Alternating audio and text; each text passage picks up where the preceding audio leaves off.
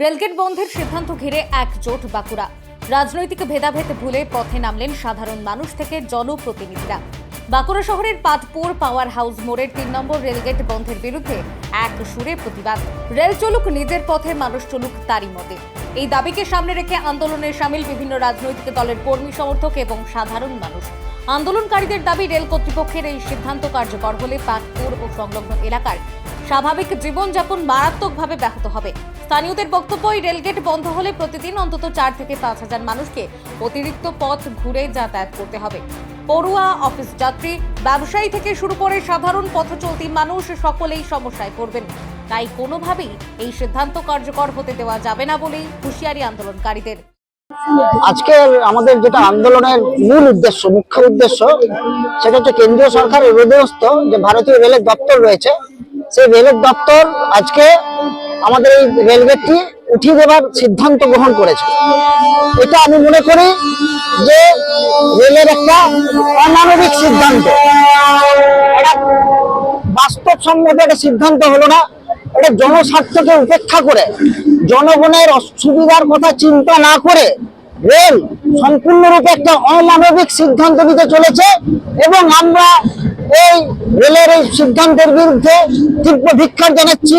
আমরা কিন্তু রেলগেট বন্ধ হতে দেব না, কারণ রেলগেট যদি বন্ধ হয়ে যায় তখন আমাদের নিত্য প্রয়োজনীয় যে জীবনযাপন এবং যাতায়াতের পক্ষে একটা দারুণ অসুবিধার সৃষ্টি হবে। এটা বন্ধ হলে আমাদের খুবই অসুবিধা হবে। স্কুল যাওয়ার পক্ষে, মানুষের আসা যাওয়ার পক্ষে, শরীর খারাপ হলে তাদের হাসপাতালে যাওয়ার পক্ষে সবই অসুবিধা হবে। এদিকে বিষয়টি নিয়ে প্রতিক্রিয়া দিয়েছেন স্থানীয় কাউন্সিলর তথা বিজেপি নেত্রী অনন্যা রায় চক্রবর্তী। তিনি জানান, এখনো পর্যন্ত রেলগেট বন্ধের কোনো সরকারি নোটিশ পাননি, তবে ব্যক্তিগতভাবে তিনিও এই সিদ্ধান্তের বিরোধী। তার কথায়, রেলগেট বন্ধ হলে অসংখ্য মানুষ সমস্যায় পড়বেন। বিষয়টা হচ্ছে, আমরা যদিও এখনো কোনো লিখিত নোটিশ পাইনি, একটা মানুষ একটু আতঙ্কিত হয়ে পড়েছে। জানি না, নোটিশ আমার কাছে এখন নোটিশ আসেনি। সবার মনের মধ্যে ধারণা হয়েছে যে গেট বন্ধ করে দেবে। অবশ্যই গেটটা বন্ধ করে দিলে সেটাতে আমারও খুব আপত্তি আছে। কেন কি, এই 18 নম্বর এবং 17 নম্বরের প্রচুর মানুষজন এখান দিয়ে যাতায়াত করেন। এখানে দুটো বুথ তো পরের কথা, ভোটের রাজনীতি বলছে ওনারা, সেটা নয়। অ্যাকচুয়ালি হচ্ছে মানুষের প্রয়োজন। মানুষের এখানে পাওয়ার হাউস আছে, ইলেকট্রিসিটি অফিস এখানে আছে, মন্দির এখানে আছে, মিল যেখানে মানুষজন করে কর্মে খায়।